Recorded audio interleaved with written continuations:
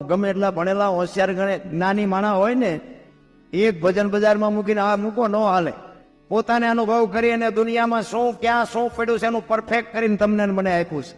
આપણે ઊંડા નથી ઉતરતા એટલે ડખા થાય છે.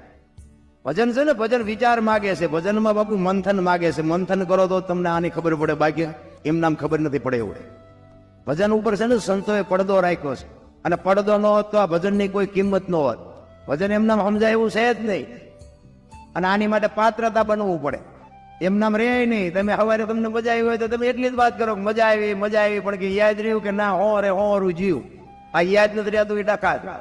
એટલે કીધું કાચો પારો લક્ષ્મણ જાણજો, જેવા તેવાથી જીરવો ન જાય. પાત્ર છે છોટા ને વસ્તુ છે મોટી, આ ઠામ વિના નો ઠેરે, અને ઠામ બનવું પડે. ભજન બાપુ એમ નામ હું તમને એક જ વાત કરું, ભોળાનાથ નો દીકરો ગણપતિ, અને ગણપતિ નું માછું કે ભોળાનાથે કાપ્યું અને હાથીનું કાપી લગાડ્યું. તો હું એમ કહું છું પેલું કાપ્યું યાદ નહીં પડ્યું હોય, હાથીનું કામ કાપ્યું છે? ખોટું નથી, છે સત્ય જ, હાથીનું જ કાપીને લગાડ્યું.